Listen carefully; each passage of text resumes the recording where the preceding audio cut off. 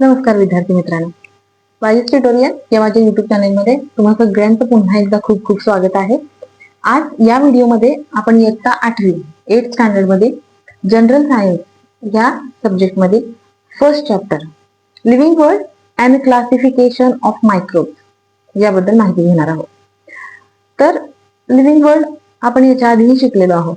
Living world म्हणजे आपल्या आजूबाजूला असणाऱ्या सर्व जिवंत वस्तू, ठीक आहे, त्यांची ग्रोथ होते, ज्या फूड इनटेक घेतात किंवा ज्यांची डेथ होते.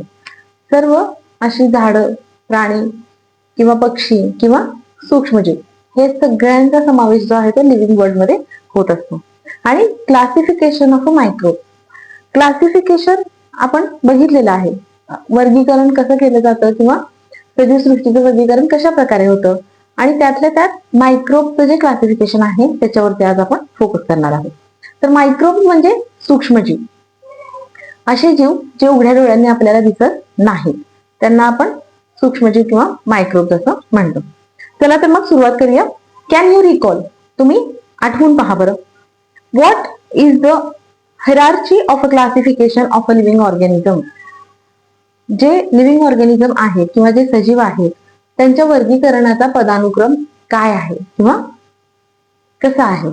तर आपण मागच्या वर्षी म्हणजे 7वीच्या वर्गामध्ये जो पहिला लेसन जनरल सायन्स मधला बघितला होता, living world adaptation and classification, हा जो लेसन आपण बघितला होता त्याच्यामध्ये जो शेवटचा पार्ट होता त्या लेसन मधला, त्याच्यामध्ये आपण वर्गीकरणाचा पदानुक्रम हा भाग बघितलेला आहे.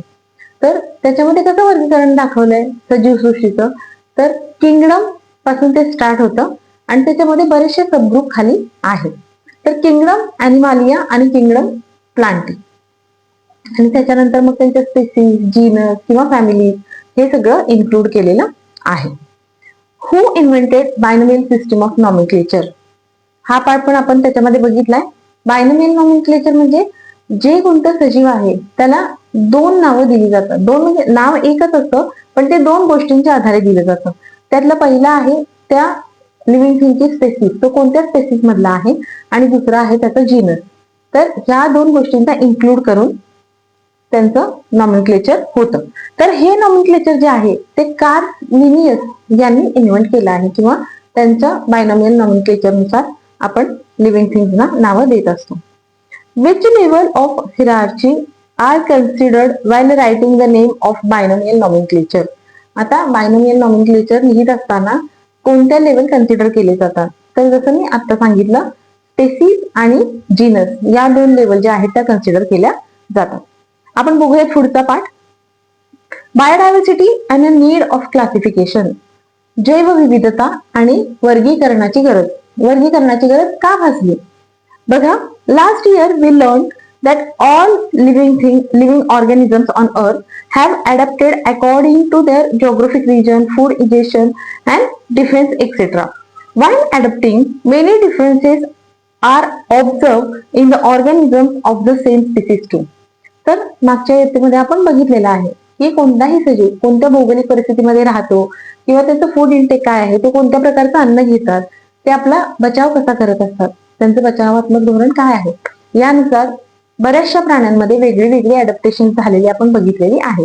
त्या त्या परिस्थितीनुसार त्यांच्यामध्ये ती अनुकूलता आढळून येते.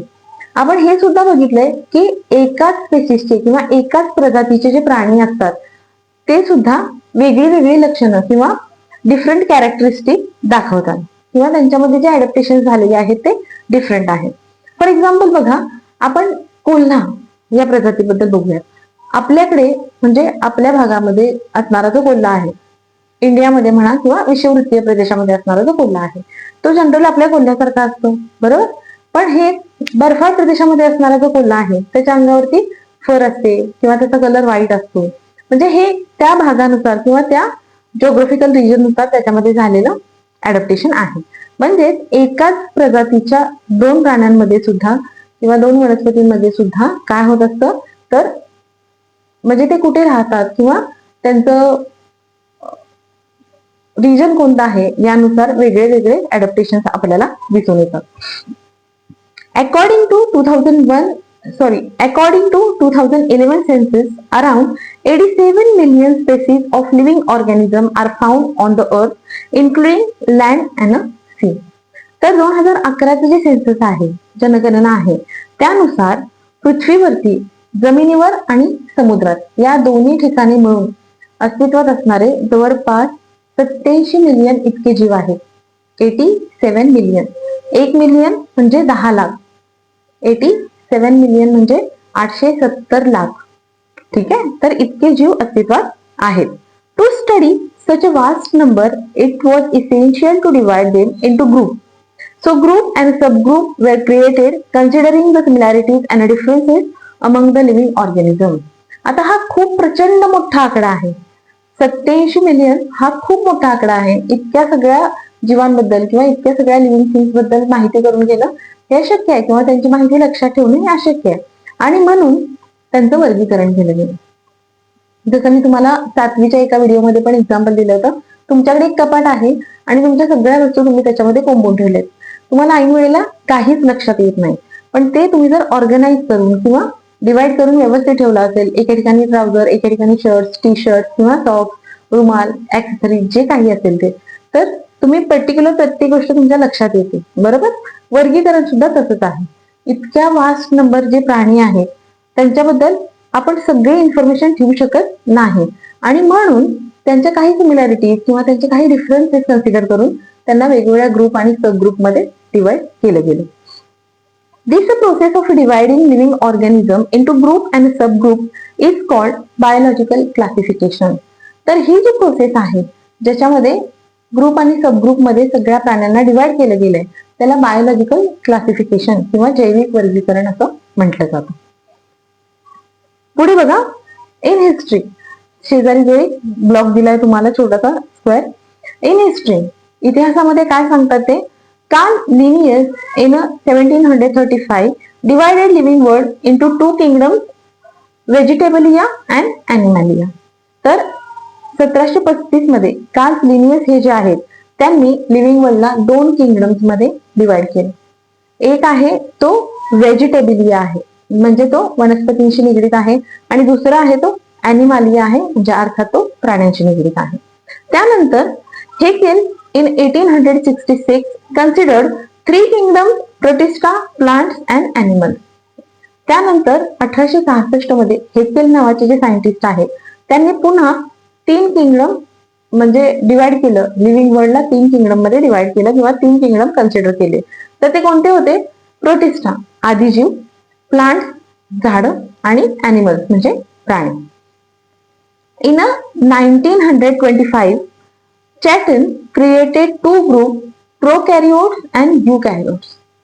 आता हे जे चॅटन आहेत यांनी सुद्धा 1925 मध्ये प्रोकॅरियोट्स आणि युकॅरियोट्स म्हणजे हे सेलचं असणारं स्ट्रक्चर आहे किंवा सेलचं इंटरनल स्ट्रक्चर आहे, ज्याच्यानुसार त्यांनी प्रोकॅरियोट्स म्हणजे आदी केंद्रकी आणि युकॅरियोट्स म्हणजे दृश्य केंद्रकी अशा 2 भागामध्ये किंवा 2 प्रकारामध्ये लिव्हिंग वर्ल्डला डिवाइड केलेलं आहे.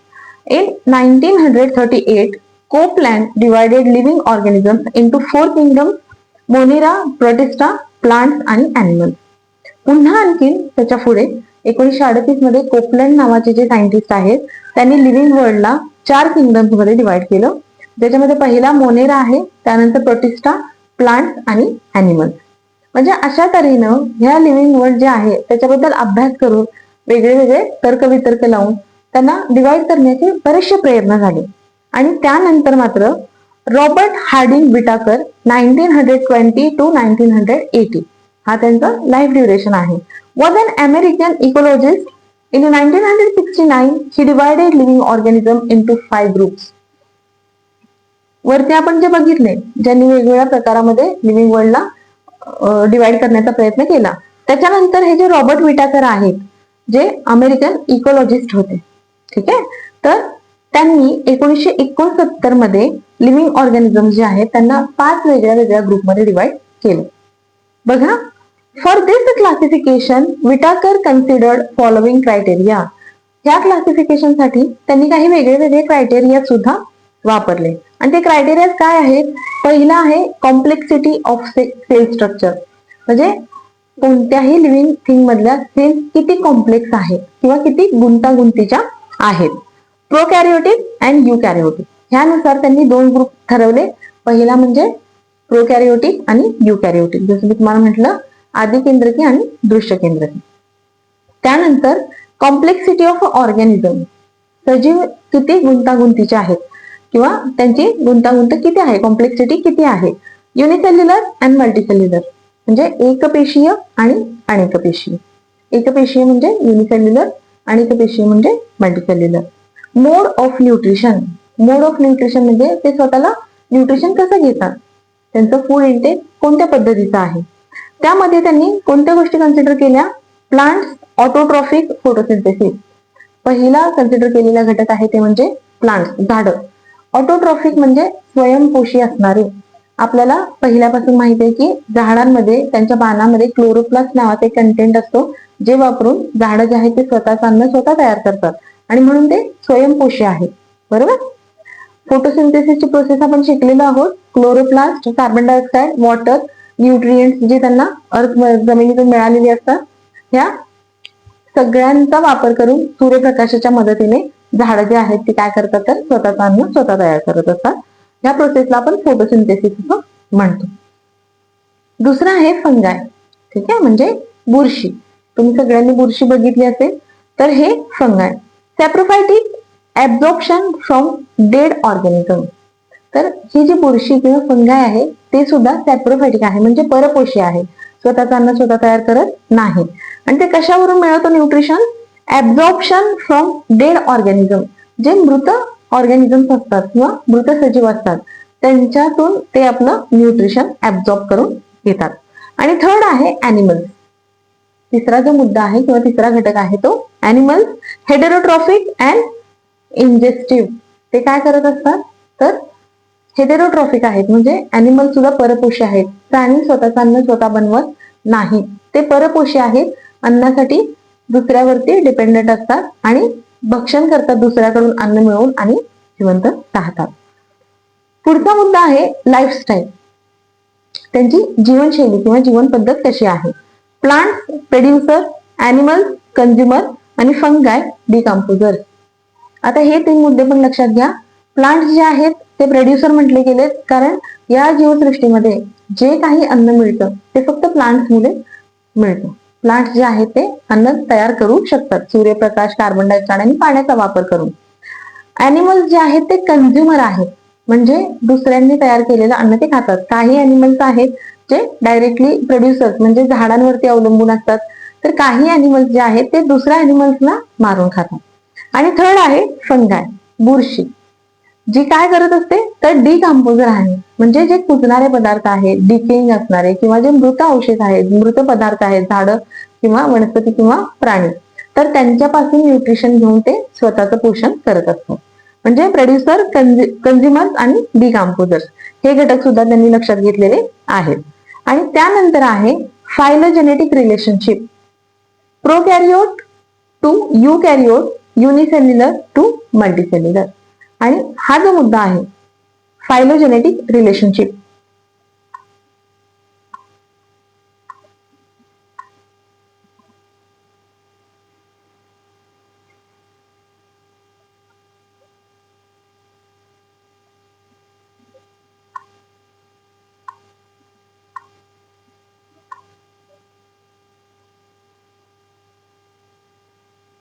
तर फायलोजेनेटिक रिलेशनशिप म्हणजे वर्गानुबंधाशी असणारे त्यांचे संबंध. ठीक आहे, म्हणजे आधी केंद्रकी ते दृश्य केंद्रकी किंवा मग एकपेशीय ते अनेकपेशीय. तर अशा पद्धतीने या सगळ्या घटकांचा विचार करून जे रॉबर्ट विटाकर आहेत त्यांनी काय केलं तर जीवसृष्टीला 5 विभागामध्ये विभागले. आणि ते कोणत्या पद्धतीने आपण बघूया. बाजूला तुम्हाला एक फ्लो चार्ट दिलेला आहे, त्याच्यामध्ये लिव्हिंग ऑर्गॅनिझम, लिव्हिंग ऑर्गॅनिझम म्हणजे सजीव थिंग. पहिले 2 भाग आहेत प्रोकॅरियोट्स आणि युकॅरियोट्स. प्रोकॅरियोट्स आदी केंद्रकी, युकॅरियोट्स दृश्य केंद्रकी. पुन्हा प्रोकॅरियोट्स जो आहे तो युनिसेल्युलर मध्ये डिवाइड होतो किंवा एक्सटेंड झालेला आहे. आणि युनिसेल्युलर मध्ये एकच किंगडम आपल्याला दिसून येतो, तो आहे किंगडम मोनेरा. म्हणजे मोनेरा या किंगडम मध्ये फक्त युनिसेल्युलर एकपेशीय जीवच आढळतात. पुन्हा युकॅरियोट्स मध्ये बघा, त्याचे दोन भाग आहेत, एक आहे युनिसेल्युलर, दुसरा आहे मल्टीसेल्युलर. म्हणजे ते पुन्हा दोन भागामध्ये डिवाइड झाले, एकपेशीय आणि अनेकपेशीय. पुन्हा युनिसेल्युलर जे आहेत त्याच्यामध्ये एकच किंगडम आपल्याला दिसून येतो, प्रोटिस्टा. बरोबर. आणि मल्टीसेल्युलर जे आहेत त्याच्यामध्ये पुन्हा 3 किंगडम आहेत, ज्याच्यामध्ये किंगडम 3 फंगाय, किंगडम 4 प्लांटी आणि किंगडम 5 ॲनिमालिया, असे हे 3 किंगडम आपल्याला मल्टीसेल्युलर मध्ये दिसून येतात. मल्टीसेल्युलर म्हणजे आपण असं म्हणू शकतो जे अनेक पेशी आहेत किंवा जे आपण उघड्या डोळ्यांनी बघू शकतो, आपल्या आजूबाजूला त्यांचं अस्तित्व जाणवतं. युनिसेल्युलर म्हणजे जे आपण उघड्या डोळ्यांनी बघू शकत नाही. तर kingdom Monera, kingdom protista, kingdom फंगाय, kingdom Plantae आणि किंगडम ॲनिमालिया, हे जे 5 किंगडम आहेत, अशामध्ये डॉक्टर विटाकर यांनी रॉबर्ट विटाकर यांनी जे जीवसृष्टी आहे त्याचं वर्गीकरण केलेलं आहे. आता आपण बघूया वर्गीकरण. ट्राय करून बघा. किंगडम 1 मोनेरा, पहिला जो किंगडम आहे. ठीक आहे. Activity: take a small drop of curd or buttermilk on the clean glass slide, dilute it with a little water, carefully keep a cover slip, observe it under the high power of compound microscope. What did you see? काय करायचं तुम्हाला, तर एका glass slide वरती दह्याचा किंवा ताकाचा थेंब घ्यायचा आहे, म्हणजे थोडंसं पाणी ऍड करून ते डायल्यूट करून घ्यायचं आहे. त्याच्यामध्ये कव्हर स्लिप घालून तुम्हाला व्यवस्थित स्लाइड बनवायचे आहे आणि ते कंपाऊंड मायक्रोस्कोप खाली तुम्हाला ऑब्झर्व करायचं आहे. High power compound microscope. What did you see? काय दिसेल तर तुम्हाला, तर moving small rod like microbe are lactobacilli bacteria. आता लॅक्टोबॅसिलाई हे दुधामध्ये किंवा दह्यामध्ये असणारे बॅक्टेरियाज आहेत, दह्यामध्ये किंवा ताकामध्ये असणारे बॅक्टेरियाज आहेत. तर जेव्हा तुम्ही ती स्लाइड ऑब्झर्व करता तेव्हा रॉड सारखे, हा शब्द स्पेशली लक्षात ठेवा, त्यांना एक पर्टिक्युलर शेप आहे. रॉड सारखे असणारे जे बॅक्टेरिया तुम्हाला दिसतात ते लॅक्टोबॅसिलाई असतात. All type of bacteria and blue green algae are included in the kingdom Monera. तर हा जो किंगडम आहे मोनेरा, ह्याच्यामध्ये सगळ्या प्रकारचे बॅक्टेरिया, जे कोणते बॅक्टेरिया अस्तित्वात आहेत, आणि त्याचबरोबर नीलहरित शैवाल, ब्लू ग्रीन अल्गाय, हे ह्या किंगडम मोनेरामध्ये आपल्याला बघायला मिळतात. बाजूला बघा, तुम्हाला बरेचसे शेपचे असणारे बॅक्टेरिया दिलेले आहेत. ऑर्गॅनिझम फ्रॉम किंगडम मोनेरा, त्याच्यामध्ये बरेचसे बॅक्टेरिया तुम्हाला दिलेले आहेत. साल्मोनेला टायफी आहे किंवा क्लॉस्ट्रिडियम बोटुलिनियम आहे, असे वेगळे वेगळे तुम्हाला दिलेले आहेत. एकदा तुम्ही त्यांची सगळ्यांची नावं पण बघून घ्या. कॅरेक्टरिस्टिक. तर आता ह्या किंगडम मोनेराच्या कॅरेक्टरिस्टिक काय असतात बघा. All the organism are unicellular. पहिली गोष्ट की हे सगळे युनिसेल्युलर आहेत. मी तुम्हाला मगाशीच म्हटलं, मोनेरा या किंगडम मध्ये असणारे सगळे जे ऑर्गॅनिझम्स आहेत ते फक्त एकपेशीय आहेत. They may be autotrophic or heterotrophic. ते कदाचित स्वयंपोषी असू शकतात किंवा मग परपोषी पण असू शकतात. म्हणजे असं परफेक्शन त्यांनी सांगितलं नाही की सगळेच हेटेरोट्रॉफिक आहेत किंवा सगळेच ऑटोट्रॉफिक आहेत. मे बी ऑटोट्रॉफ असू शकतात किंवा may be heterotroph. These are prokaryotic cell without distinct nucleus or a cell organelle. हे जे आहेत ते प्रोकॅरियोटिक सेल्स आहेत, म्हणजे ह्या आदिकेंद्रकी पेशी आहेत. बरोबर. ज्याच्यामध्ये आपल्याला एक डिस्टिंक्ट न्यूक्लियस किंवा सेल ऑर्गेनेलिस दिसत नाही. विदाउट म्हटले त्यांनी, विदाउट डिस्टिंक्ट न्यूक्लियस किंवा सेल ऑर्गेनेलिस, म्हणजे ह्या पेशीमध्ये आपल्याला वेगळा असं न्यूक्लियस किंवा वेगळ्या अशा सेलचे जे ऑर्गेनेलिस असतात, वेगळ्या वेगळ्या सेलचे जे घटक असतात ते दिसत नाही. दुसरा आहे kingdom protista. Activity: prepare a temporary mount of 1 drop of a pond water on a glass slide. Observe it under the low power and high power microscope.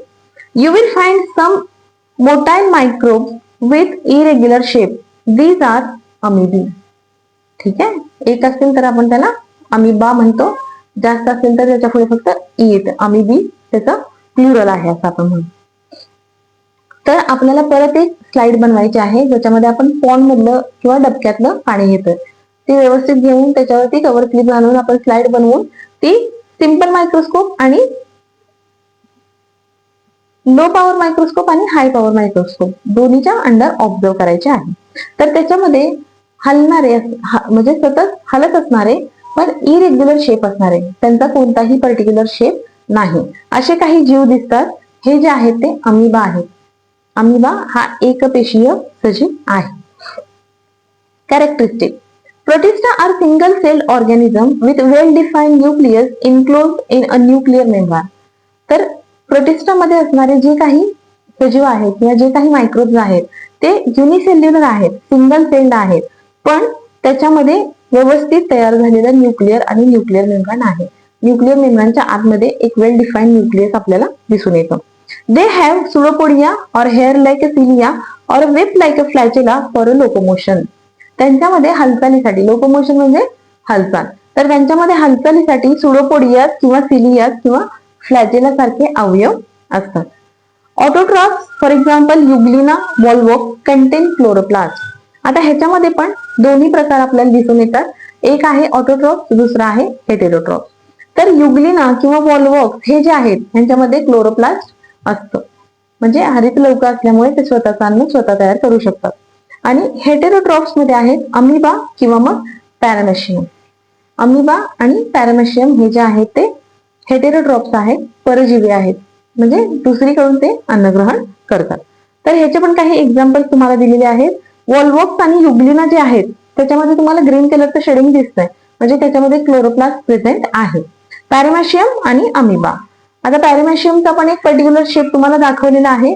Amoeba हा जो प्राणी आहे त्याचा कोणताही पर्टिक्युलर शेप नसतो, तो सतत आपला शेप चेंज करत असतो आणि शरीराच्या कोणत्याही भागाकडून पायासारखा किंवा मुवमेंट सारखा आकार घेऊन तो स्वतःची मुवमेंट करत असतो, ज्यालाच आपण छदमपात किंवा सुडोपोडिया असं म्हणत असतो. थर्ड आहे किंगडम फंगाय. तर फंगस आपण बघितलेले, फंगस म्हणजे बुरशी. Activity: take a moist piece of a bread or a bhakri and keep it in the container with a lid for 2-3 days. After 2-3 days, a fine cotton thread-like tuft is found growing on the surface of the bread.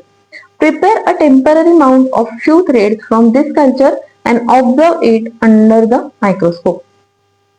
तर काय करायचं आपल्याला, एक ब्रेडचा किंवा भाकरीचा थोडासा ओलसर असणारा, moist असणारा, ज्याच्यामध्ये मॉइश्चर आहे असा तुकडा तुम्हाला एका पॅकबंद डब्यामध्ये 2-3 दिवसासाठी ठेवून द्यायचा. 2-3 दिवसांनी त्याच्यावरती व्हाईट, जसे कॉटनचे थ्रेड असतात, कापसाचे धागे, तसे व्हाईट थ्रेड वाढलेले दिसतील. तर हे जे थ्रेड आहेत यातल्याच 2-3 थ्रेडचं तुम्हाला कल्चर बनवायचं आहे. म्हणजे काय, तर त्याची स्लाइड बनवायची आहे. ते घ्या, ग्लास स्लाइड वरती कव्हर स्लिप घालून त्याची प्रॉपर स्लाइड बनवून घ्या. ठीक आहे, आणि ते आपल्याला मायक्रोस्कोपच्या अंडर ऑब्झर्व करायचं आहे. कॅरेक्टरिस्टिक बघा, these are non green eukaryotic heterotrophic organism. हे जे आहेत ते नॉन ग्रीन, ग्रीन नसणारे, युकॅरियोटिक पृष्ठकेंद्रकी, हेटेरोट्रॉफिक म्हणजे परजीवी असणारे ऑर्गॅनिझम आहेत.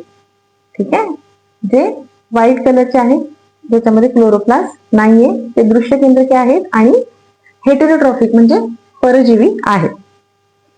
Most of them are saprotrophs. They feed upon decaying organic matter. बऱ्यापैकी त्यातले जे असतात ते सॅप्रोट्रॉफ्स आहेत. म्हणजे काय, तर अन्नासाठी दुसऱ्यावरती अवलंबून असतात. बरोबर, ते काय करत असतात, तर डिकेइंग ऑर्गॅनिक मॅटर जो आहे, कुजणारे जे अन्न घटक असतात किंवा कोणताही ऑर्गॅनिक मॅटर जो डिके होतं, कुजतं, अशा पदार्थावरती स्वतःचं न्यूट्रिशन करतात. Their cell wall is made up of tough and a complex sugar called chitin. त्यांचं जे सेल वॉल असतं, आपण सेलचं स्ट्रक्चर बघितलेलं आहे. सेलच्या भोवती जे भित्ती असते, भित्तिका असते किंवा ज्याला आपण पेशी भित्तिका असं म्हणतो, तर ती जी सेल वॉल असते ती एका टफ आणि कॉम्प्लेक्स शुगरनं बनलेली असते, ज्याला आपण कायटिन असं म्हणतो. Some fungi are thread-like and many nuclei are present in the cytoplasm. तर सायटोप्लाझम हे काय असतं, तर सेलमध्ये असणारे जे लिक्विड असतं त्याला आपण सायटोप्लाझम असं म्हणत असतो. तर बरेचसे जे फंगाय असतात ते धाग्यासारखे असतात, थ्रेड लाईक असतात आणि त्याच्यामध्ये खूप सारे न्यूक्लिआय प्रेझेंट असतात. For example baker's yeast, Aspergillus, fungus on corn, Penicillium आणि मशरूम्स. आता या फंगायचे एक्झाम्पल्स काय आहेत, तर बेकर्स ईस्ट. ईस्ट हे नाव तुम्ही ऐकलं असेल, बेकरीमध्ये जे पाव किंवा ब्रेड सारखे पदार्थ बनवतात त्याच्यामध्ये हे ईस्ट वापरलं जातं. किंवा मग ऍस्परजिलस, फंगस ऑन कॉर्न म्हणजे मक्यावरती येणारी जी बुरशी असते त्याला ऍस्परजिलस असं म्हणतात. पेनिसिलियम आणि मशरूम पेनिसिलियम हा सुद्धा बुरशीचा एक प्रकार आहे. पेनिसिलिन नावाचं एक खूप फेमस औषध आहे जे अँटीबायोटिक म्हणून दिलं जातं. आणि मशरूम्स हे सुद्धा आपण बघितलेले असतील पावसाळ्याच्या दिवसामध्ये ज्या कुजणाऱ्या गोष्टी असतात, एखादं कुजलेलं चप्पल, लाकूड किंवा आणखी एखादा पदार्थ जो जैविक आहे त्याच्यावरती आपल्याला पांढऱ्या पांढऱ्या छत्र्या उगवून आलेल्या दिसतात. छत्रीसारखा आकार असतो त्याला आणि खाली छोटासा देठ असतो. तर ते मशरूम आहे जो फंगसचा एक प्रकार आहे. Though many systems of classification are introduced after the Whittaker's, his five kingdom system is widely accepted. आता बघा आपण बघितलं की विटाकर यांच्या आधी सुद्धा लोकांनी जीवसृष्टीचं वर्गीकरण करण्याचा प्रयत्न केला होता. विटाकर यांच्या नंतर सुद्धा तो प्रयत्न झाला, पण तरीही विटाकर यांची जी क्लासिफिकेशनची पद्धती आहे किंवा त्यांचं जे क्लासिफिकेशन आहे ते वर्ल्ड वाईड एक्सेप्ट केलेलं आहे किंवा बऱ्यापैकी ते आपण अभ्यासतो किंवा त्याचा वापर करतो. Use your brain power. Explain merits and demerits of Whittaker's classification. हे जे विटाकरचं क्लासिफिकेशन आहे त्यांचे मेरिट आणि डिमेरिट तुम्हाला एक्सप्लेन करायचे आहेत किंवा त्याचा चर्चा करायची आहे. बघा पुढे आहे क्लासिफिकेशन ऑफ मायक्रोब. आता सूक्ष्मजीवांचं वर्गीकरण. आता आपण जे बघितलं ते पूर्ण सजीवसृष्टीचं वर्गीकरण बघितलं. पूर्ण सजीवसृष्टीमध्ये अशा पद्धतीने त्यांचा म्हणजे वर्गीकरण केलेलं आपल्याला दिसतं. काही आहेत दृश्य केंद्रकी, काही आहेत आदि केंद्रकी, काही एक पेशीय, काही अनेक पेशीय आणि त्याच्यानुसार मग त्यांचे मोनेरा, प्रोटिस्टा, फंगाय किंवा प्लांटिया आणि मॅलिया असे हे सगळे हे पूर्ण जीवसृष्टीचं वर्गीकरण आहे. आता आपण मायक्रोबचं वर्गीकरण बघतोय म्हणजे फक्त सूक्ष्मजीवांचं वर्गीकरण बघणार आहोत. मायक्रो ऑर्गॅनिझम्स, प्रोकॅरियोट्स, युकॅरियोट्स हा पहिला टप्पा आहे. दृश्य केंद्रकी आणि आदि केंद्रकी. प्रोकॅरियोट्स मध्ये येतात बॅक्टेरिया, बरोबर. आपण पहिल्यांदा पण बघितलं मोनेरा जे प्रोकॅरियोट्स आहेत त्याच्यामध्ये फक्त बॅक्टेरिया येतात. युकॅरियोट्स मध्ये प्रोटिस्टा, फंगाय आणि अल्गाय. परत हे 3 पार्ट आहेत. युकॅरियोट्स मध्ये आपल्याला काय काय दिसतं तर प्रोटिस्टा, फंगाय आणि अल्गाय. युकॅरियोट्स म्हणजे दृश्य केंद्रकी असणाऱ्या ज्या सेल्स असतात किंवा पेशी असतात, दृश्य केंद्रकी पेशी, त्याच्यामध्ये पुन्हा प्रोटिस्टा, फंगाय आणि अल्गाय हे 3 प्रकार आपण बघू शकतो. बघा with reference to size of a microbe, remember मायक्रोबची जी साईज आता इथून पुढे आपण अभ्यासणार आहोत त्यासाठी तुम्हाला त्यांनी स्केल प्रोव्हाइड केलंय. 1 metre is equal to 10⁶ micrometre. 1 metre किती असतं 10⁶ मायक्रोमीटर आणि 1 metre is equal to 10⁹ nanometre, बरोबर. आता बघा 10⁶ आहे त्याचा अर्थ 10⁶ घातांक तुम्हाला दिलेला आहे म्हणजे 10⁶ वेळा गुणाकार, बरोबर. 10⁻⁶ वेळा गुणाकार म्हणजे 6 शून्य येतील. 1 मिलियनच्या आसपास झालं ते. 6 शून्य म्हणजे 1 मिलियन हा नंबर असतो. म्हणजे 1 मीटरचे इतके छोटे पार्ट केल्यानंतर जी लेंथ तुम्हाला मिळेल ती म्हणजे 1 मायक्रोमीटर इतकी असते, लक्षात घ्या. आणि 10⁹ घातांक 1 metre is equal to 10⁹ nanometre. आता नॅनोमीटर जे आहे ते सुद्धा पुन्हा मायक्रोमीटर पेक्षा 1000 पटीने लहान आहे, बरोबर. हे लक्षात ठेवा. फर्स्ट आहे बॅक्टेरिया. आता आपण मायक्रोबचं क्लासिफिकेशन बघतोय स्पेशली, लक्ष द्या. Bacteria size 1 micrometre to 10 micrometre. हे जे बॅक्टेरिया असतात त्यांची साईज जी असते 1 मायक्रोमीटर टू 10 मायक्रोमीटर. आपण उघड्या डोळ्यांनी ह्यांना बघू शकत नाही. Unicellular independent पॅरासाइटिक organism, sometimes many bacteria together from colonies. कसे असतात हे एकपेशीय आहेत, इंडिपेंडंट म्हणजे स्वतंत्र असतात, पॅरासाइटिक ऑर्गॅनिझम आहेत म्हणजे अन्नासाठी दुसऱ्यावरती किंवा न्यूट्रिशनसाठी दुसऱ्यावरती अवलंबून असतात. But sometimes many bacteria together from colonies. काही वेळेला बरेचसे बॅक्टेरिया एकत्र येऊन कॉलनी किंवा त्यांची एक वस्ती तयार करतात असं आपण म्हणू. Bacterial cell is a prokaryotic cell with Bacterial cell is a prokaryote with cell wall, but a distinct nucleus or a cell organelles are absent. आता हे जे बॅक्टेरियल सेल आहे ती एक प्रोकॅरियोट आहे विथ सेल वॉल म्हणजे त्याच्यामध्ये आपल्याला पेशीभित्तिका दिसते, पण त्याच्यामध्ये वेगळं न्यूक्लियस किंवा सेल ऑर्गनेलिस नसतात. लक्षात घ्या, पेशीभित्तिका दिसते आपल्याला, सेल वॉल दिसते, पण त्याच्यामध्ये न्यूक्लियस किंवा सेल ऑर्गनेलिस नाही. They reproduce by simple binary fusion. Simple binary फिजनद्वारे त्यांचं जे आहे ते रिप्रोडक्शन होत असतं. In a favourable condition bacteria grow vigorously and can double their number in a 20 minute. जर कंडिशन फेवरेबल असतील, त्यांच्या ग्रोथसाठी फेवरेबल असतील, तर अशा कंडिशन मध्ये ते खूप स्पीडनी स्वतःची वाढ करतात किंवा स्पीडनी वाढू शकतात आणि जवळपास 20 मिनिटांमध्ये ते स्वतःची संख्या डबल करू शकतात. म्हणजे इतक्या रॅपिडली त्यांची ग्रोथ होत असते. बघा, तुम्हाला काही बॅक्टेरिया दिलेले आहेत, कोकस किंवा coccobacillus, bacillus, spirillum and vibrio, comma shape. ठीक आहे, तर हे काय जे आहेत ते बॅक्टेरिया आहे. पुढे बघा, प्रोटोजोआ अप्रॉक्सिमेटली 200 मायक्रोमीटर्स. हे जे प्रोटोजोआ आहेत यांची साईज जी आहे ती 200 मायक्रोमीटर इतपत आहे. Protozoans are found in the soil, fresh water and sea water. Some are found in the body of the other organism and are pathogenic. तर हे जे प्रोटोझोअन्स आहेत ते आपल्याला मातीमध्ये किंवा मग पाण्यामध्ये, फ्रेश वॉटरमध्ये, गोड्या पाण्यात किंवा खाऱ्या पाण्यामध्ये आढळतात. काही जे असतात प्रोटोझोअन्स ते इतरांच्या शरीरामध्ये, बॉडी ऑफ अदर ऑर्गॅनिझम, ठीक आहे, मग ते कोणतेही ऑर्गॅनिझम असू शकतात, तर इतरांच्या शरीरामध्ये आढळतात आणि ते पॅथोजेनिक असतात. पॅथोजेन्स म्हणजे असे सूक्ष्मजीव जे तुमच्या रोगाचं कारण होऊ शकतात. बरोबर, म्हणजे ते पॅथोजेनिक आहेत, रोग पचवणारे आहेत. These are unicellular organism with eukaryotic cell. हे जे आहेत ते एकपेशीय ऑर्गॅनिझम आहेत विथ युकॅरियोटिक सेल. युकॅरियोटिक म्हणजे दृश्य केंद्रकी पेशी. तर दृश्य केंद्रकी पेशी असणारे एकजीवी, एकपेशीय जीव ते आहेत. There is great variation in the cell structure, organs of locomotion and modes of nutrition among the protozoans.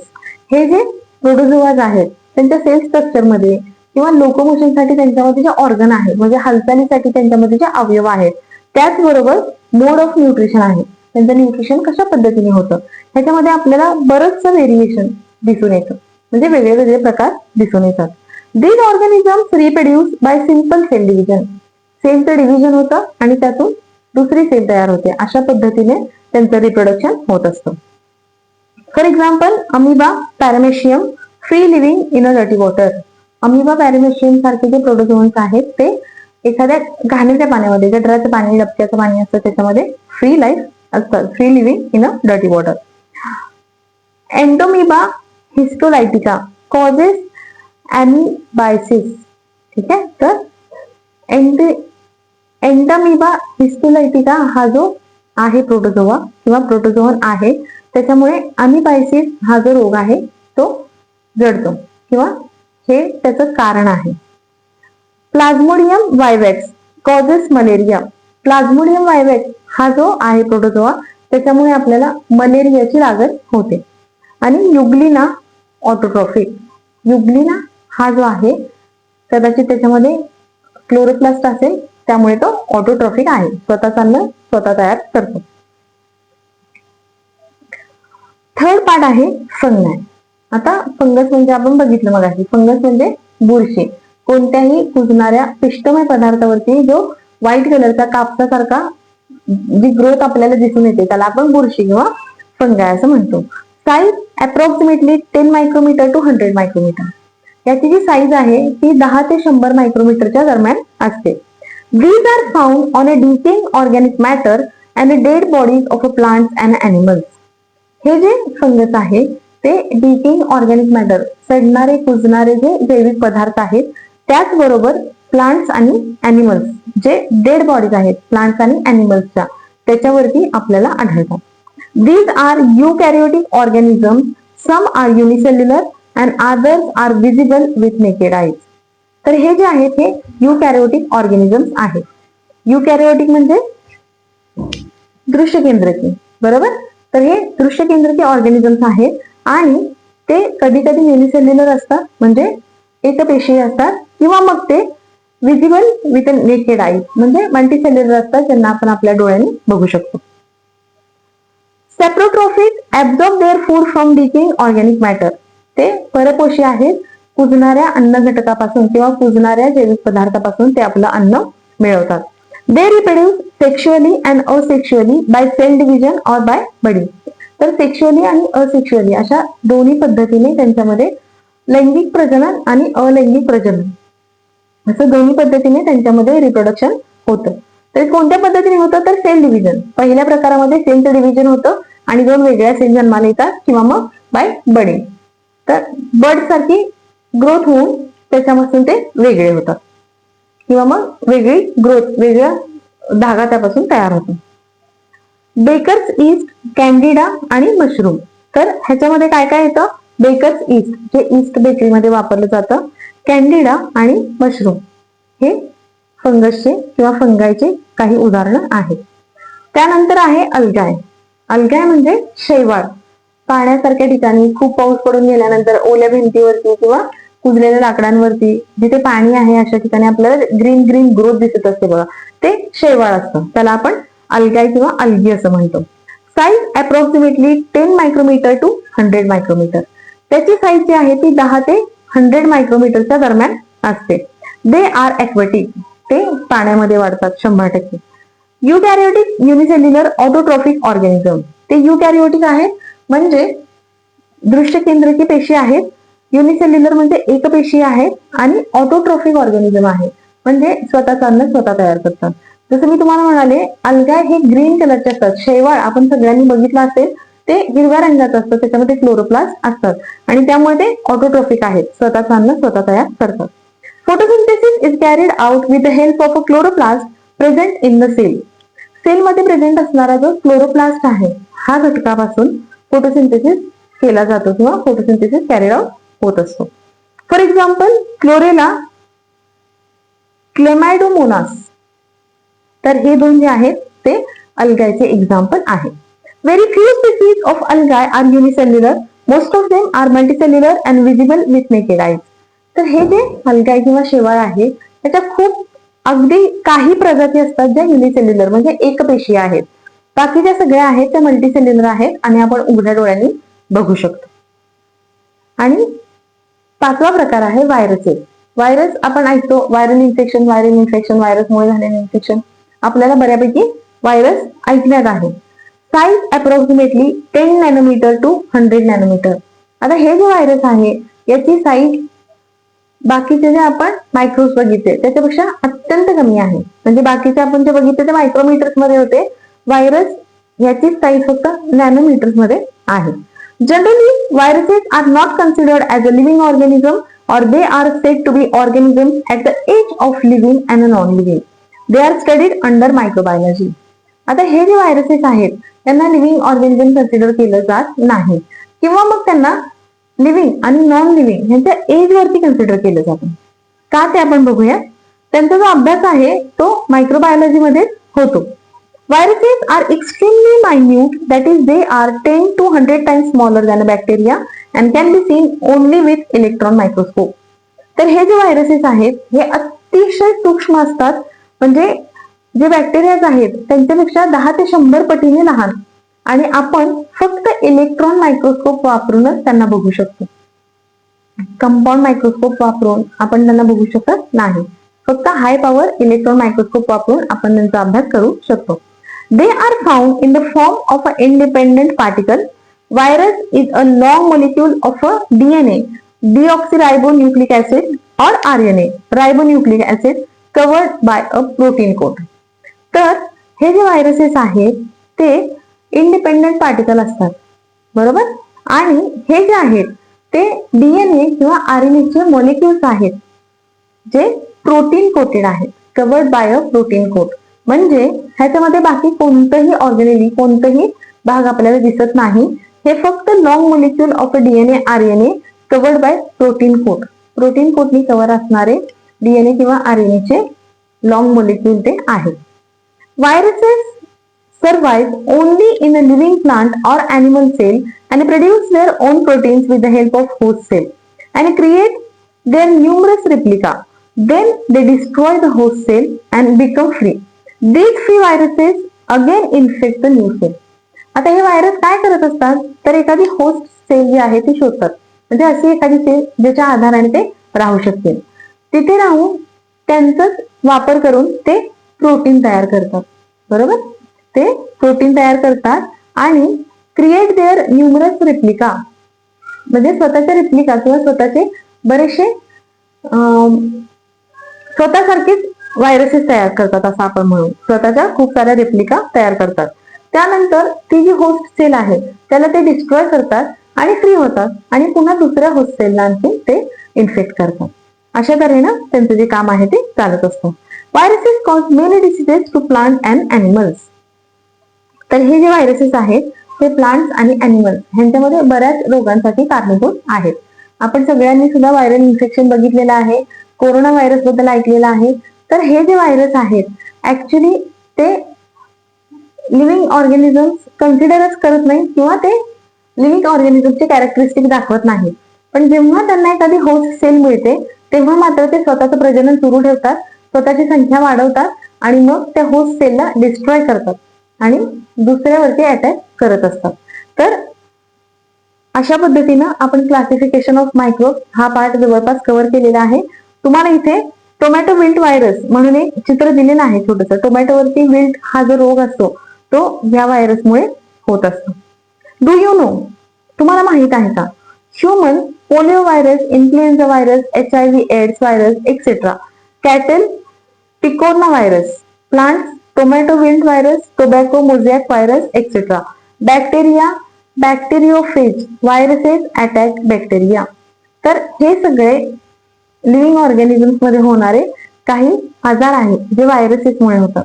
Polio किंवा इन्फ्लुएन्झा किंवा HIV, human immuno virus, immuno deficiency virus असा काहीतरी त्याचा फुल फॉर्म आहे. एड्सचा व्हायरस आहे तो. आणि हे सगळे व्हायरस बेस्ड रोग आहेत, म्हणजे वेगळ्या वेगळ्या प्राण्यांमध्ये किंवा वनस्पतीमध्ये होणारे. Internet my friend, collect pictures and characteristic of different microbes, prepare a chart. तुम्हाला वेगळ्या वेगळ्या मायक्रोबची माहिती किंवा कॅरेक्टरिस्टिक मिळवायची आहे आणि त्याचा एक चार्ट प्रिपेअर करायचा आहे. इथून पुढे एक्सरसाइज आहे. आपल्याला जसं जमेल तसं आपण एक्सरसाइज वरती सुद्धा व्हिडिओ बनवू. तर इथं आपण हे प्रकरण संपवलेलं आहे.